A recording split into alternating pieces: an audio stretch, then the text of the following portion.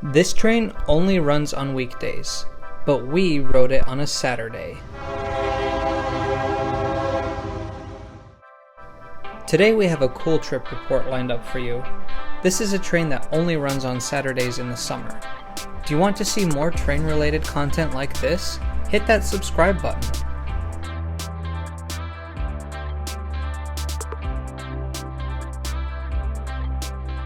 Hey everyone, it's me Tom. Welcome to a brand new Trains Are Awesome video. You may notice I'm very sweaty. I just completed 2 impressive feats. Together with Lindsay, we biked from our home to Union Station and we took our bikes down those stairs, which I think is an impressive feat as well. We're at Union Station today to ride another Metra line. It's Saturday today and we're going to ride one of the 3 Metra lines that only run on weekdays. What? We're riding the Heritage Corridor today, which is the least frequent service Metra has, only 3 weekday departures per direction. But in summer of 2022, Metra has their special Rails, Trails, and Ales excursion program, which sees them offering 3 round trips on Saturdays for 10 Saturdays this summer. So we're going to take one of those Saturday Heritage Corridor trains. We brought our bikes because this train will have a bike car. Metra is the commuter rail operator in the Chicago area. The system is made up of 11 lines. 3 of those 11 lines only have service on weekdays. Those 3 are the North Central service, the Southwest service, and the Heritage Corridor. Of course, today we will be riding the Heritage Corridor. From the main hall at Chicago Union Station, all passengers must first follow signs saying 2 trains. Amtrak passengers must go to the Amtrak gates, while Metra passengers must go to the North Concourse or the South Concourse. The Heritage Corridor leaves from the South Concourse, so we followed those signs. The nice thing about Metra is that you can bypass the Amtrak gates and just board the platform immediately. Our train was already waiting for us. It is really hard to film and hold a bike at the same time. Today we are riding train number HX03, which leaves Chicago for Joliet, Illinois at 4:15 p.m. The timetable for the summer Saturday service is very different from the weekday schedule, so keep that in mind if you decide to ride this train. As always with Metra, check the schedule beforehand. At the front of the train, immediately behind the 2 locomotives, there are 2 bike cars. These are the famous gallery cars Metra uses, but they have recently been refurbished to transport bicycles. Storing your bicycle is just a matter of wheeling it into the rack and locking it up. Make sure to bring a lock from home. Metra does not provide those.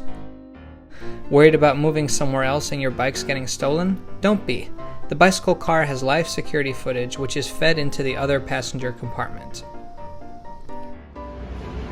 See, another nice thing is they got rid of the door there so you can just roll your bike straight through. This bike car is so spacious. Definitely the easiest way I've ever put a bike on a train before. On Amtrak trains, most of the time your bicycle will be put on board in the luggage rack, or sometimes in a special compartment like this one. It costs an extra $10 on top of your ticket. On the CTA, bicycles are welcome on board, but only outside of rush hour.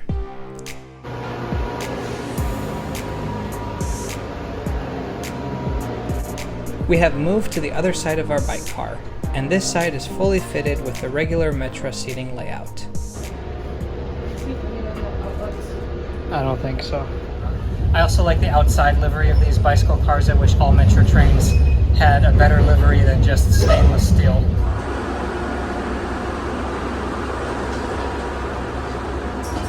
Our tickets were scanned. We used e-tickets on the Venture app. A Saturday only pass, a day pass costs $7, which is great value. And now we're leaving Union Station. Got our Rails, Trails, and Ales pamphlet right here. Really excited for this trip. Rails, Trails, and Ales is a special summer promotion Metra is hosting, encouraging Chicago residents to take the Heritage Corridor to explore some of the places in the southern Chicago suburbs. As I mentioned earlier, the Heritage Corridor normally only runs 3 round trips on weekdays. However, as part of the Rails, Trails, and Ales program, from July 2nd until September 3rd of 2022, Metra is running 3 round trips on Saturdays as well. If you want to ride this train, you have until Labor Day weekend to try it out.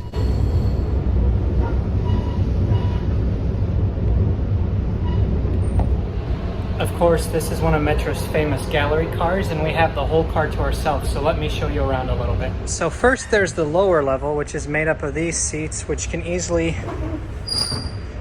be flipped to face each other. This particular car doesn't seem to have any power sockets, but how's the comfort otherwise? Very comfortable. Appreciating the AC. Yeah, the AC is nice. That was a hot bike ride. If you go here in the middle of the car is where the doors are, but on either side is a little balcony. So we'll take this up.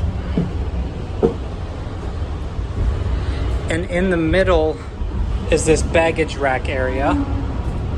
And the reason this is one big room is so that a conductor can check tickets like this, thus eliminating the need for one conductor, making it cheaper to run this train. As we leave Chicago and head towards our first station of Summit, we briefly parallel the CTA Orange Line.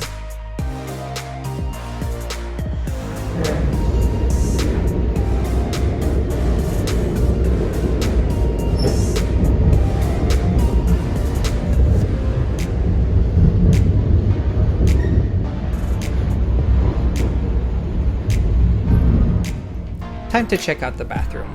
Now, like in some other Metra trains, the sink has been sealed off. There's literally a sign that says, "Use hand sanitizer." It's not the same, Metra.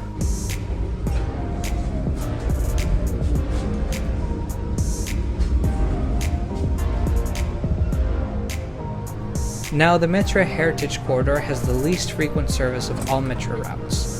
Heritage Corridor may seem like a weird name, since there are multiple Metra lines named after railroads that no longer exist, such as the Rock Island District and the Milwaukee District lines. It is interesting to note that the Heritage Corridor name does not refer to the former railroad, but in fact an old canal that the line parallels. The Illinois and Michigan Canal connected Lake Michigan with the Mississippi River. It opened in 1848. But in 1900, it was made irrelevant when the Chicago Sanitary and Ship Canal opened. In 1984, the US government declared it the first National Heritage Corridor. In that same year, this commuter rail line opened. It parallels the canal's old route, and that is why it's called the Heritage Corridor. Only small, unused sections of the original canal remain.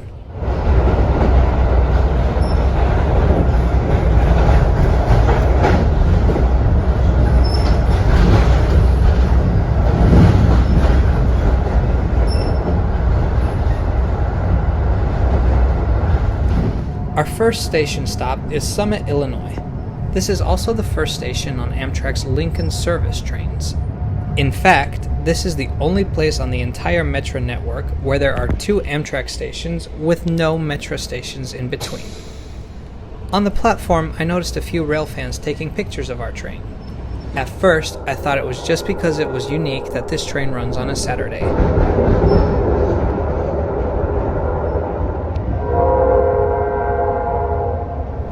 But I saw more at the next stop, Willow Springs. Later, I realized that our train was drawing attention because we had a unique locomotive leading us. It's Metra 104 in a City of Chicago livery.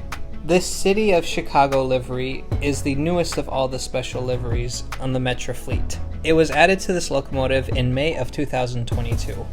There are actually many Metra locomotives with special liveries, one commemorating the state of Illinois, and multiple locomotives running around with liveries of the former railroads that operated commuter service in Chicago. Speaking of railroad heritage, what company owns the tracks that we're running on today? These tracks used to belong first to the Alton Railroad and later to the Gulf, Mobile, and Ohio Railroad. By the 1970s, it was in hands of the Illinois Central, a company that was taken over by Canadian National. Today, these tracks are owned by Canadian National. However, south of Joliet, Union Pacific takes over ownership, and even on the Canadian National side of the line, the side we're on, some freight services over this line are run by Union Pacific. Farther south down the line, Amtrak trains can do up to 110 miles per hour. But on our stretch, our Metra train will only reach speeds of up to 55 miles per hour. Because of its relatively high speed and its small number of stations, the Heritage Corridor is a much faster way to get from Chicago to Joliet than the Rock Island District. When Abraham Lincoln was assassinated in 1865, his funeral train passed over this very line. However, it certainly didn't pass Romeoville Station, as this stop opened in 2017.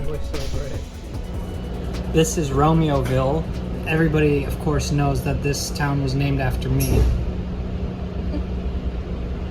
Alas, my Juliet was busy with her crochet work. Oh, a yarn shop.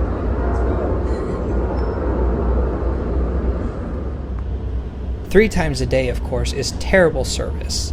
But believe it or not, back when the line belonged to the Gulf, Mobile, and Ohio, there was only 1 round trip a day between Chicago and Joliet.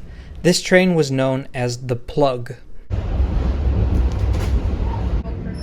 Once we are running next to the old Joliet prison, which is now a tourist attraction, it means we have almost arrived at our final destination. Our train left Chicago with a delay of about 6 minutes. However, we arrived in Joliet more than 10 minutes early.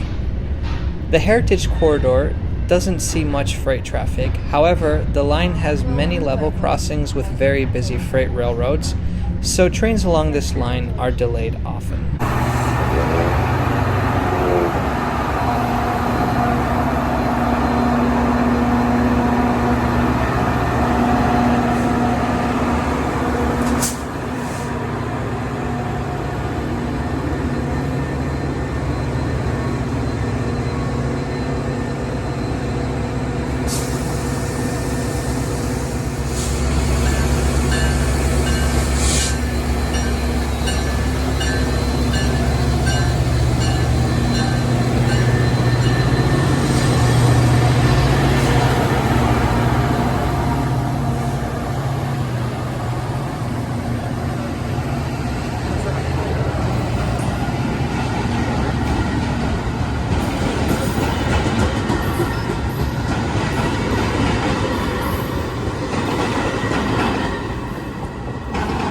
Later in the video, I will say Joliet Union Station. That is the old name of the station. It is now officially called the Joliet Transportation Center. Made it to Joliet Union Station, right next to the baseball stadium. 10 minutes ahead of schedule. How was your ride? Good, I enjoyed it. How was the Metra bike car? The stairs were kind of odd, but I can get over that since they give you good storage space for them. Let's go explore Joliet. We only have about an hour here in Joliet before our 6:30 train back to Chicago.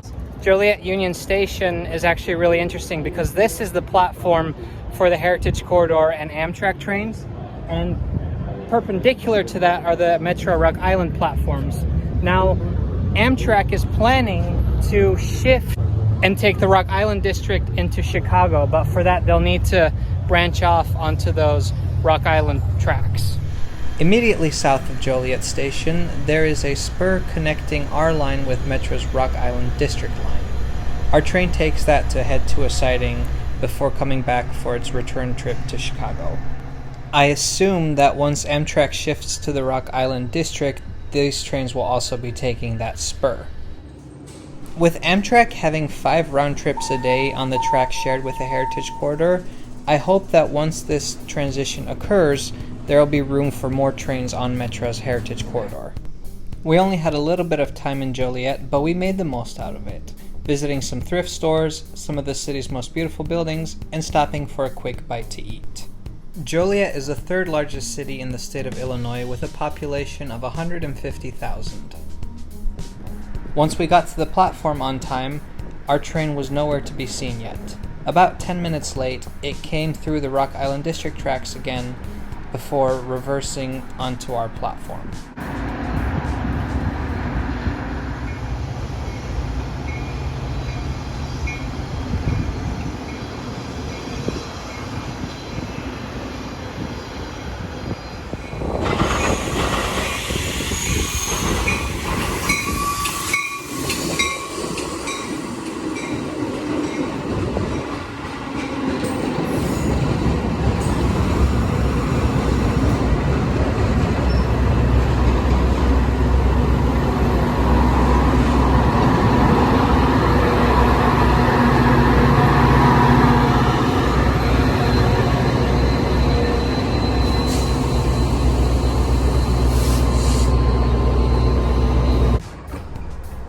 The trip back was very fast and smooth.